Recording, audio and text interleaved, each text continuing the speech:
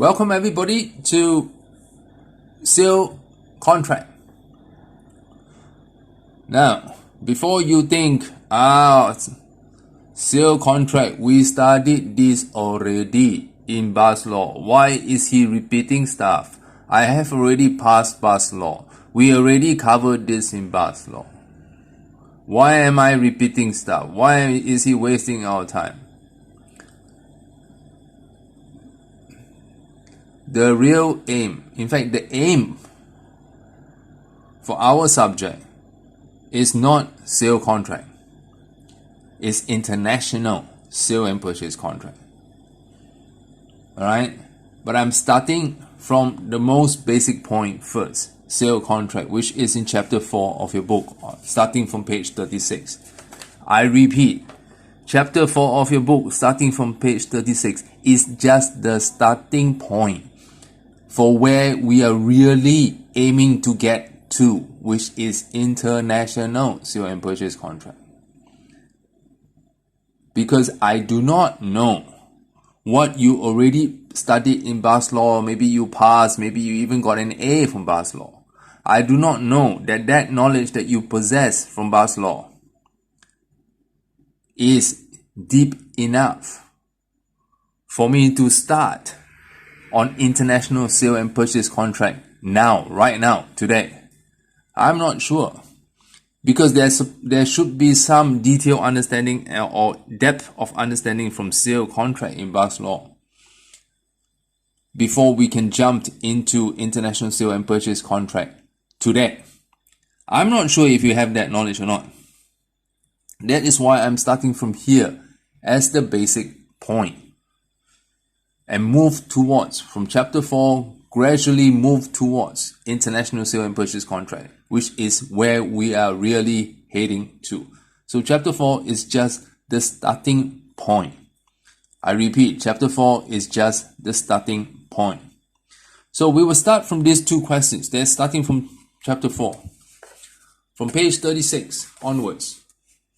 Okay, what we are covering here is just on page 36 first of the book, of your book. The two questions here to start off. What makes or what forms a sale contract? Alright, another easier way to ask the question is what constitutes. Okay, what make up a sale contract?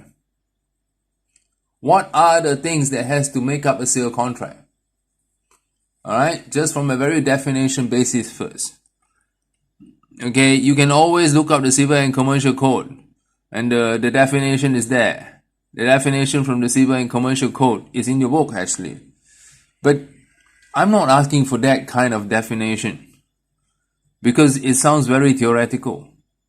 In practical basis, from that definition that you read in the book, in the Civil and Commercial Code, section 453 of the Civil and Commercial Code, what has to make up, constitute a sale contract?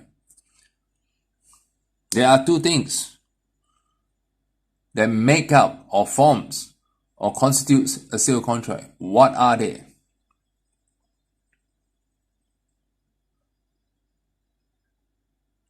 Think about it.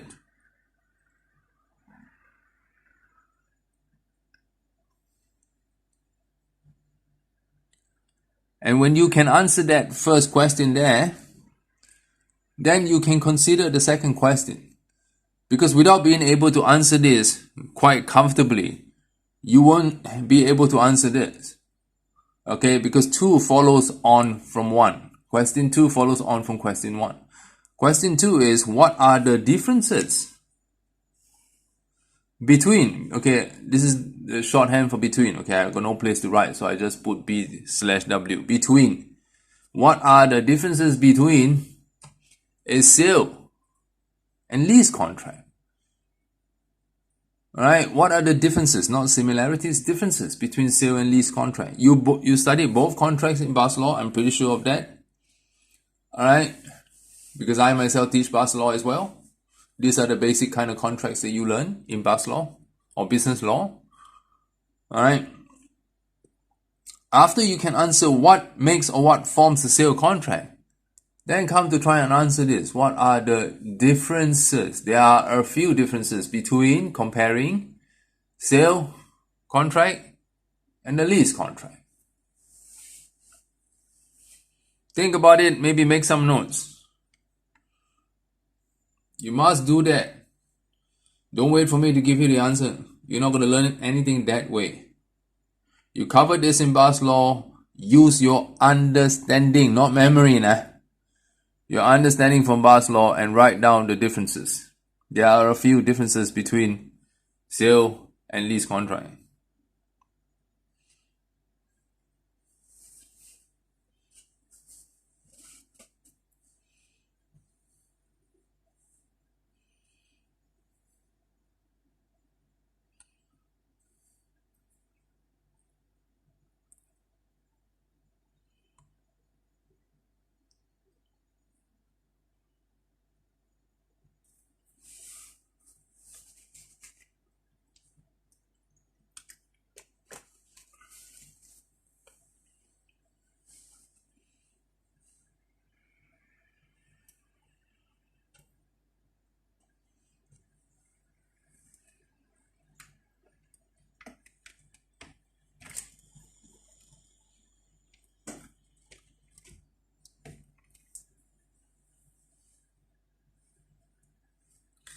Okay, I hope you've written something. If you don't write anything, I can give you the answer now. You write down the answers. You're not going to learn anything that way. You're not going to learn anything that way. Certainly not ready for my exams if you learn it that way.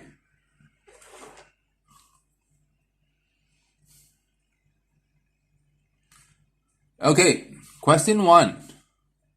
What makes or forms a sale contract? Of course, there are two things that you require. One, there has to be a transfer. Yes, most of you, I guess, which have already known the answer. There has to be a transferring. Should be present continuous here, sorry. A transferring of what? Transferring, การโอน what? Ownership title. Ownership title. TITLE กรรมสิทธิ์ การโอนกรรมสิทธิ์ Transferring of ownership title. The second one is there must be a payment of purchase price. I think this everybody would have got it. Payment of purchase price. If you have this two,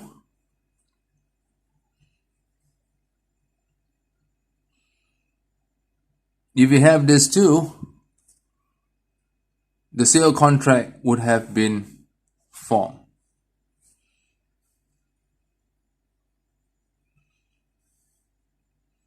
Alright, okay, I'll revisit this question quite soon again.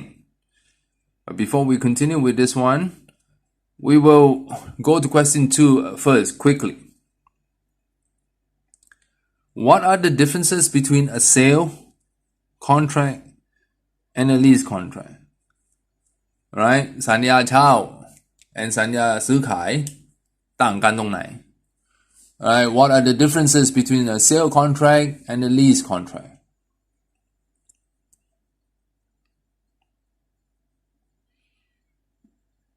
Alright, actually, the full name, right? I better give you the full name, it will not be properly conveyed across. Due to the lack of space, I don't write the full name. It should be sale of property contract. Alright, if you look at the book, it says sale of property contract. สัญญาซื้อขายทรัพย์สิน right?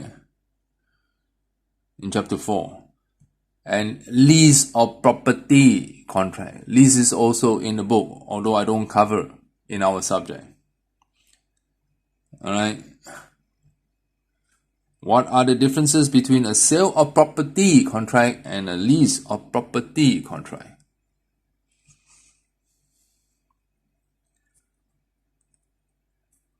You buy something. You have the property. You use the property. You lease something. You have the property. You use the property. So what's the difference? Okay, now let's clarify so that you have the complete differences. First one is, I put A, okay?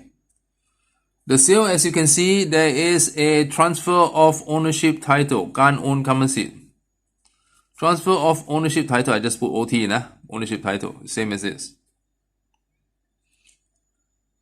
For the lease, there's no transfer of ownership title. What do you get from the lease of property contract? What right do you get as the lessee or ผู้เช่า? You get the right to use or right to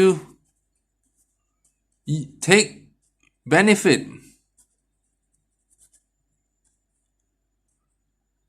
of the property. Right to use or right to take benefit of the property. นะสิทธิใช้ประโยชน์จากทรัพย์สิน or they use the legal word possessory,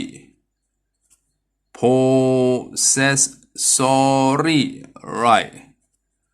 Possessory right in Thai they call สิทธิครอบครอง which simply means สิทธิใช้ประโยชน์จากทรัพย์สิน right to take benefit of the property. You don't own it. You only have the right to use it. You don't own it. Right? And of course, transfer of ownership title, right? Okay, the right to take benefit of the property. These are not free. The ownership title is not free. The right to take benefit of the property is also not free.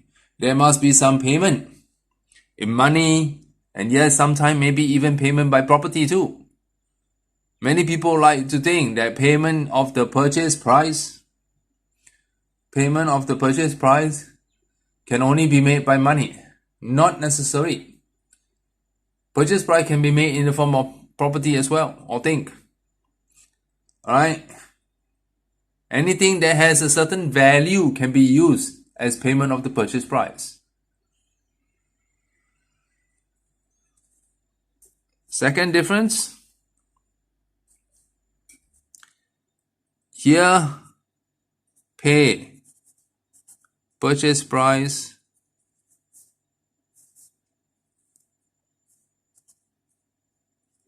which is a one-time payment.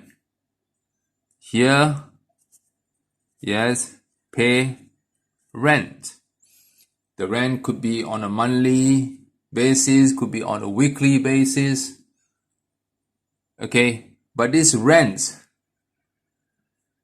alright, this rent paid is not to get ownership. The rent paid on a monthly, weekly, daily basis or whatever basis is paid to get the right to use, the right to take benefit of the property. There's one more difference. Many people didn't see this. I got no more space. I just realized I have no more space. I'll write it. Try to find some space to write it. Okay, I'll write it here.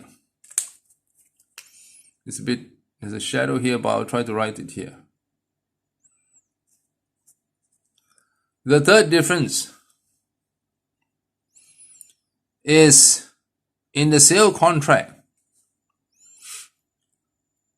When the owner of the property, the person who has the ownership title, if this person dies, alright, the property gets succeeded by the heirs.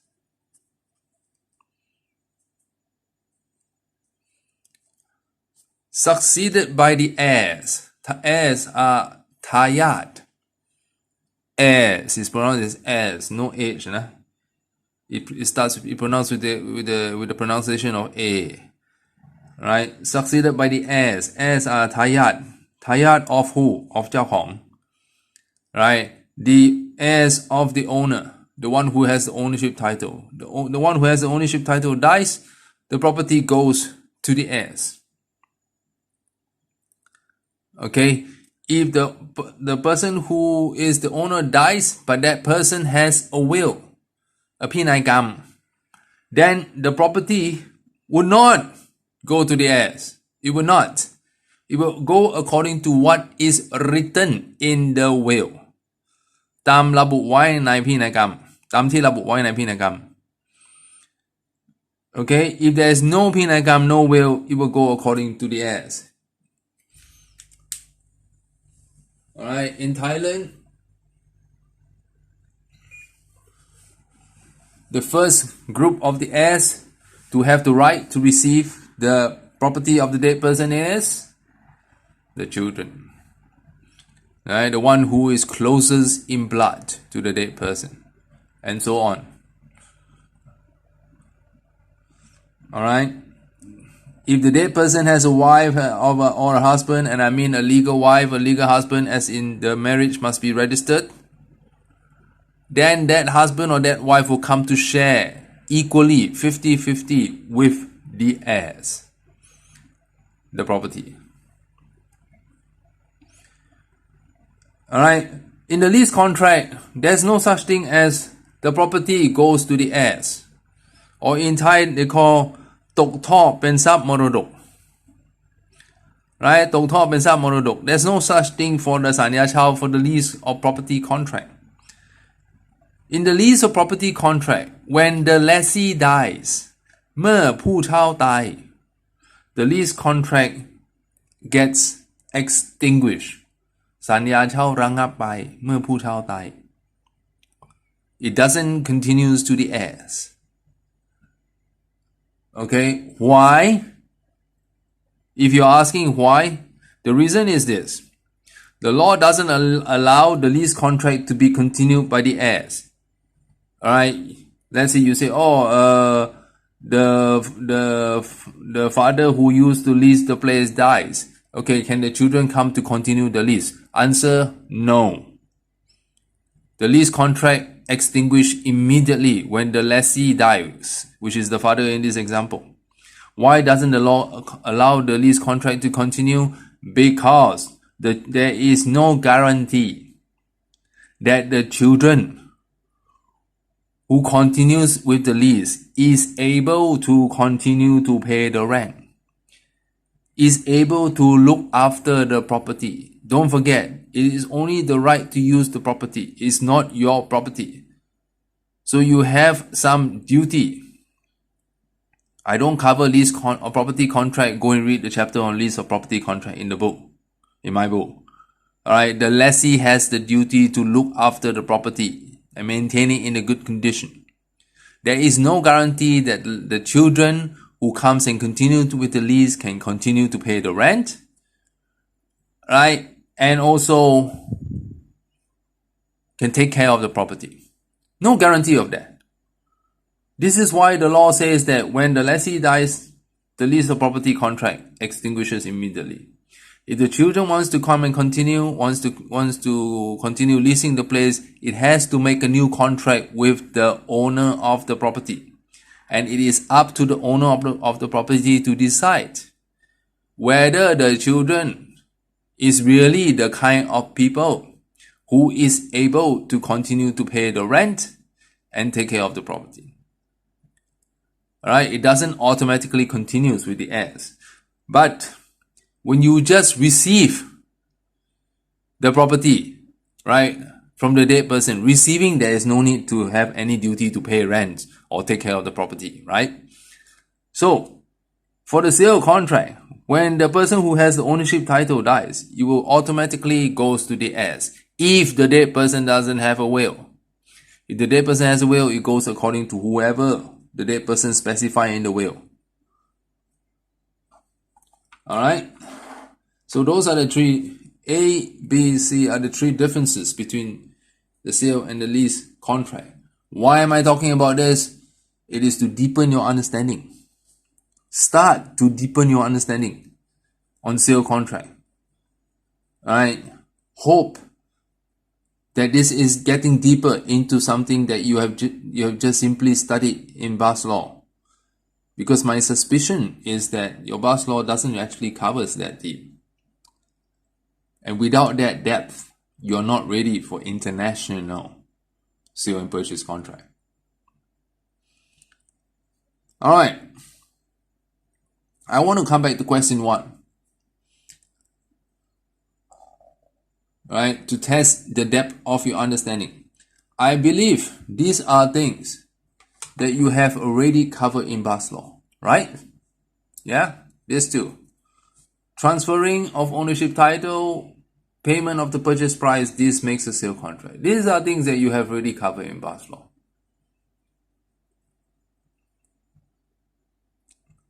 Now, if you think you have already covered in BAS law and you understand and you have already passed the subject, then let me ask you this question first.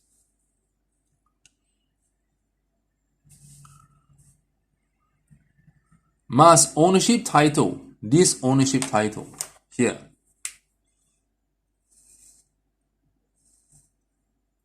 this ownership title here, transferring of ownership title, right?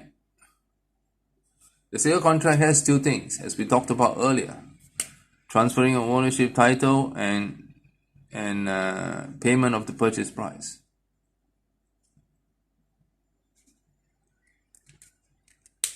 Question is,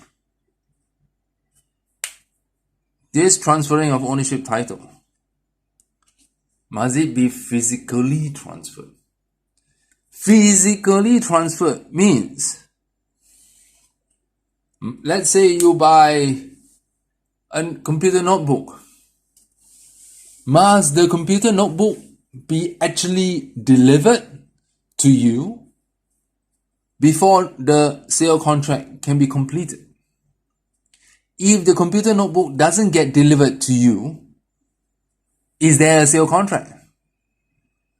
When exactly is the sale contract formed? When exactly is the sale contract formed? This is another way to ask this question.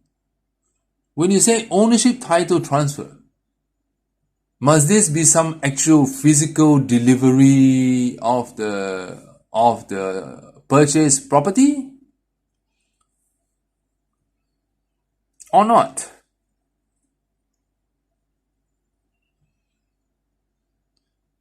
Okay, now, just in case, for the few students I suspect who is thinking about sale of immovable property, I am not talking about the property yet. Please do not go to immovable or movable thing as yet. Not yet. We will talk about that later. Here I'm just trying to get at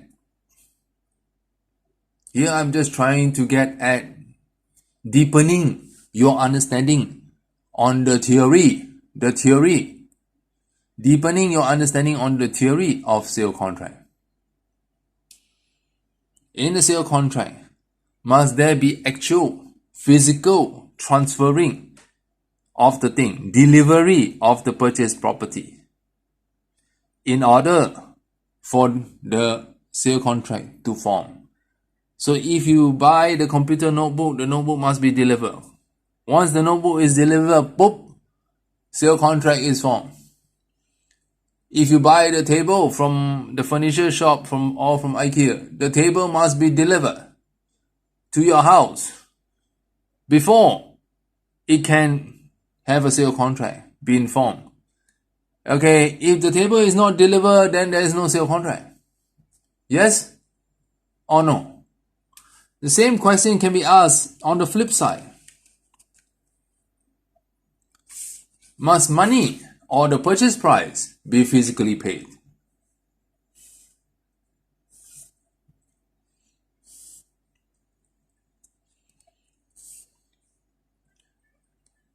Must there be actual transfer or payment of the money before you can say สัญญาซื้อขายเกิดแล้ว the sale contract has been formed, or there is no need? Whatever is your answer, whether you say yes, there must be physical delivery, tell me why. If you say no, no need, please tell me why. Alright, same here. If you say the money must actually be paid, the money must actually be transferred into your bank account, or the money must actually go from the purchaser to the seller, and the seller must actually receive the money, then there can be a sale contract being formed. Please tell me why. Why do you say that? If you say no need, Ajahn, no need, then why? Now for the people who say no need, please also think about, if you say no need for actual delivery or ownership, physical transfer of ownership title, no need for actual payment of the money, right?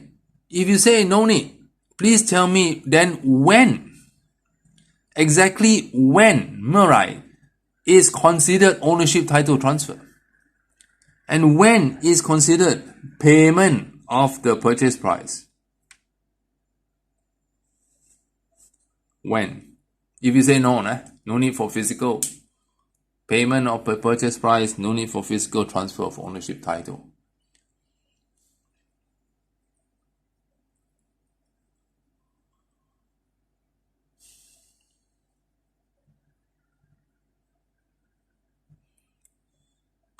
Think about the answer. Alright, I'm not going to give you the answer in this lecture. Think about the answer. Okay. Then we will continue with that in the next lecture, starting from the answer to these two questions. Please think about it and have some sort of an answer. Your answer can go either yes or no, and why. Yes, there must be actual physical ownership title transfer. Why do you say that? If you say no, why? Same here. Payment of the purchase price. There must be actual payment of the money going. Or there's no need. Tell me why. Now, if for the people who say no need, no to this question, no to this question, then tell me also when. When would ownership title transfer be considered transfer? Because as we talked about, sale contract, you need to make two things, right? You need to have two things. Ownership title transfer and payment of the purchase price. Then when would these two be considered done? If you say there is no need for physical delivery of the thing or property, no need for actual payment of the money, then when would that be considered payment of the money or purchase price? When would be considered transfer of ownership title? See you in the next lecture.